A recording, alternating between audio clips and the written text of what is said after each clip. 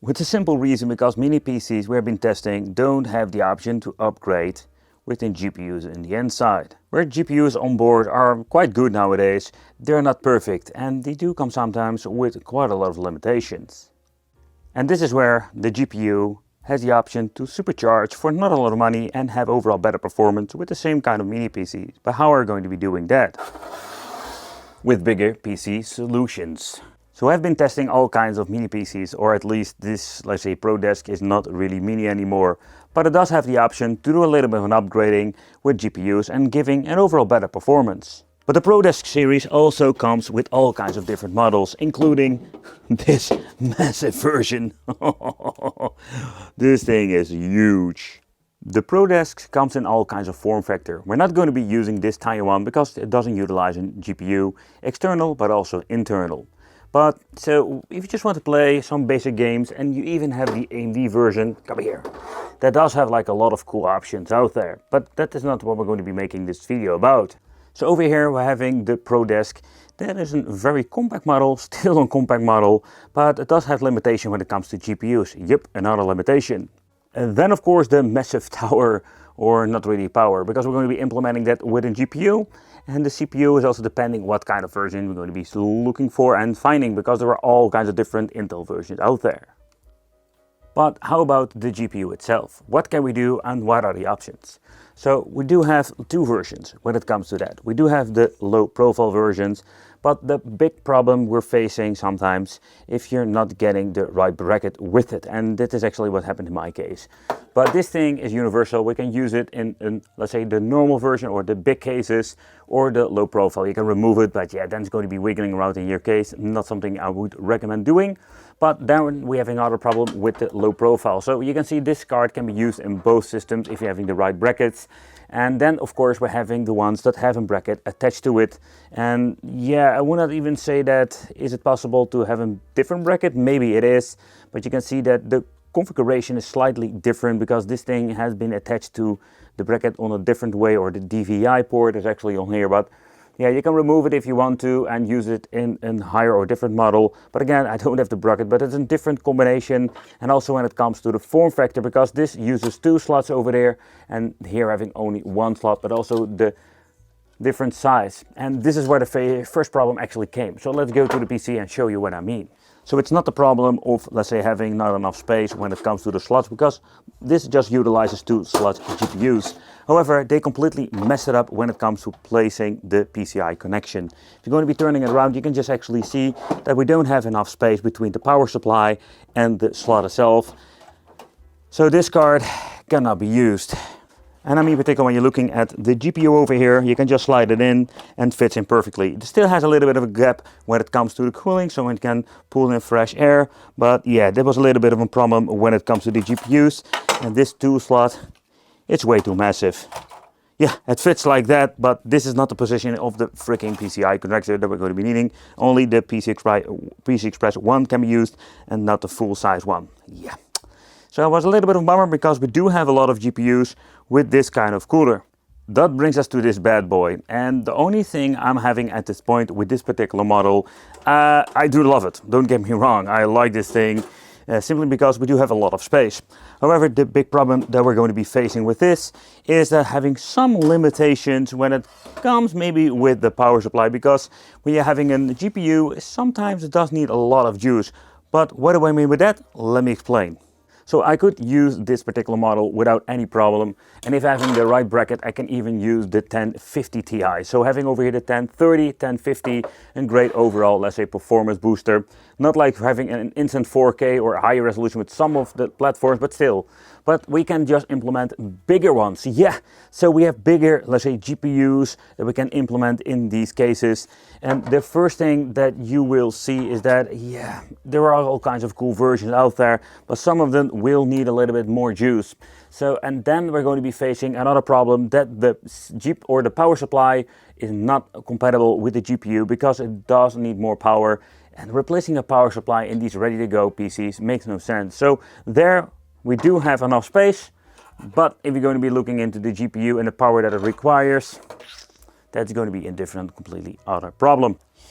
But okay, so what we can do is implementing a different GPU in here. So let's do that. Let's do a quick example. Let's pull this thing out. You know, it's kind of funny that this thing did came with a built-in GPU. Let's remove it.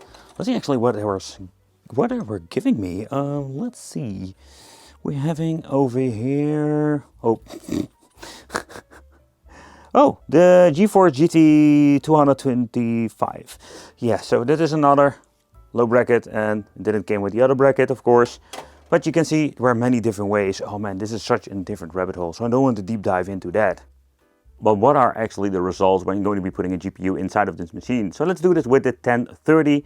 So I don't want to deep dive into this rabbit hole because we have all kinds of different results. We have so many different GPUs, but I picked up this particular model for around like 28, let's say dollars used. So that's quite cheap. And what can we actually get with GPU power? We're going to be using the G5 model, the smaller version, with the GT 1030. And this combination is quite interesting with dual channel 8GB memory and having the i5 8600 model. So when do you actually need an extra GPU? So I've been testing out all kinds of onboard Intel GPUs, having this 630, not the latest one, and I was quite surprised how good it runs with many older devices. 8-bit, 16-bit, man, you can run that on many, let's say, potato devices nowadays. But let's say you're having a return fire, want to do a little bit on upscaling. Yeah, this is just fine with the onboard Intel GPU. And yeah, I've been testing all kinds of old school games, and of course Sega CD, Neo Geos, whatever, it doesn't matter, those will run fine.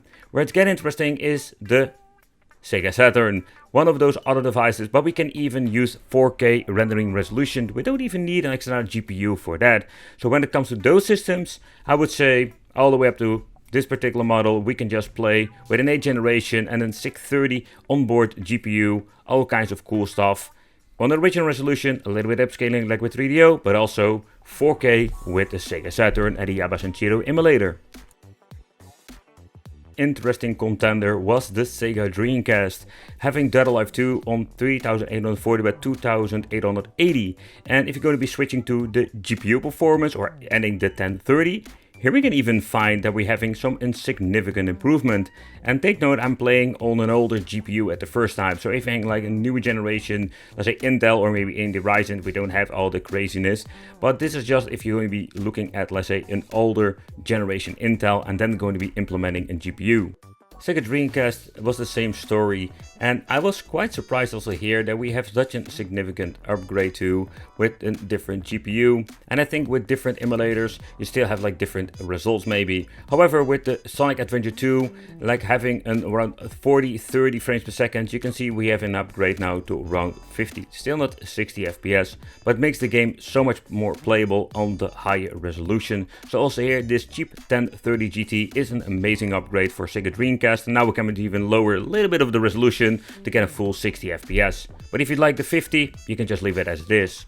But one of the games that had amazing overall performance was the PlayStation 1, and let's say Chris Team Racing, having 4K rendering on the onboard GPU, that's absolutely nuts. So with, let's say, the GPU implemented, I just want to do a little bit more upscaling, and let's go to 11 times resolution, and having now even higher resolution and the same performance. So with the GPU, you have like a lot of cool stuff going on with PlayStation 1, and going to the PlayStation 2. In here, yeah, we had like a little bit stuttering on 1080p. And again, it's an older GPU on board. It's still amazing what we can actually do. But getting into the 1080p again with the 1030 GT, yeah, we has like a very nice stable overall gameplay. So you can see that has like a significant upgrade for PlayStation 2 as well.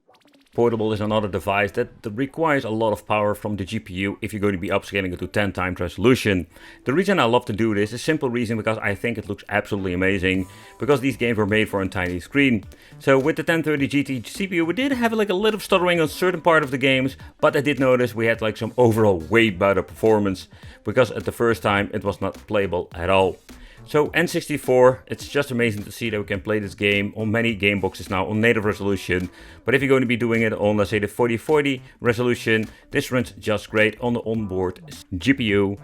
But implementing a GPU now, we can do some crazy resolution and have no problem whatsoever. Of course, take note, some games need to do a little bit tweaking, I think in GoldenEye whatsoever, but just wanted to see how it is. So one of the games I love to play is one of my favorite GameCube games of all time. It's F-Zero GX 720p, and it is playable. But if you're going to be implementing the GPU again, now we can see that we're having even 1080p, very good overall results. So this is one of those great examples where we have like a very cheap GPU that we can implement and they're having overall great performance. Yeah, we can also get ourselves, let's say, a different mini PC that has amazing overall performance, but they also come with a hefty price tag. This is just a fun, cheap upgrade, and we can play 1000 retro gaming on just a higher resolution. But if you don't really care about the higher resolution stuff, you don't really need to care about the GPU as well. The 1030 is not a great GPU, or at least if you're going to be looking at the superb performance whatsoever. But when it comes to the money, $28, and you do have like a lot of cool upscaling options when you're going to be slapping this thing inside of one of these, let's say, mini PC solutions. I just wanted to dedicate a video to it, to get a little bit of an inspiration where you can do with not a lot of money, but also you can get yourself like a 6060 that have even upscaling to 4K and all kinds of craziness. But take note, limitations of the power supply are sometimes a little bit of a downside.